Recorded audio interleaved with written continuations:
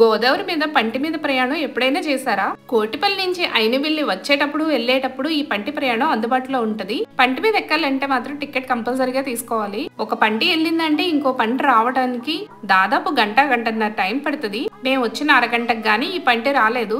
గోదావరిలో అటు ఇటు దాటాలంటే ఈ పంట ఎక్కాల్సిందే. ఇప్పుడంటే బ్రిడ్జ్ వచ్చేసింది కాబట్టి దీని అవసరం తగ్గిపోయింది. ఇలా తాడేసి దీన్ని కట్టలేదు అనుకోండి, ఊరికే నదిలోకి వెళ్ళిపోద్ది. దీని మీద ఎక్కేటప్పుడు మనతో పాటు మన బళ్ళు, కార్లు అన్ని ఎక్కించేయచ్చు.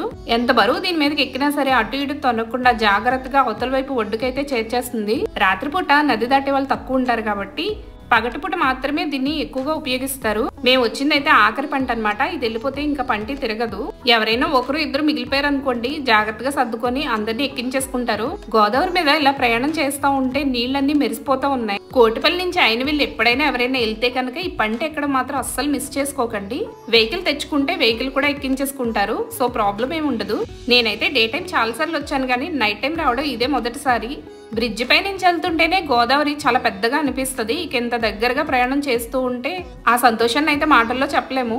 బస్ పాస్ తీసుకుని బస్సులో రెగ్యులర్ గా ఎక్కేవాళ్ళలాగా ఈ పంటి కూడా రెగ్యులర్ గా ఎక్కేవాళ్ళు ఉంటారు. సరదాగా వాళ్ళు ముచ్చట్లు వింటూ అలా గోదావరిని చూస్తూ 10 నిమిషాల ప్రయాణంలోనే చాలా ఎంజాయ్ చేసేయచ్చు. ఇదిగోండి అవతల గట్టు నుంచి కూడా లాస్ట్ పంటి ఇటువైపు వెళ్తుంది. అందులో కూడా చాలా మంది ప్రయాణికులు ఉన్నారు. ఒక్కోసారి అయితే నదీ ప్రవాహం బాగా ఎక్కువగా ఉంటది. ఆ టైంలో ఈ ప్రయాణాలు నిలిపివేస్తారనమాట.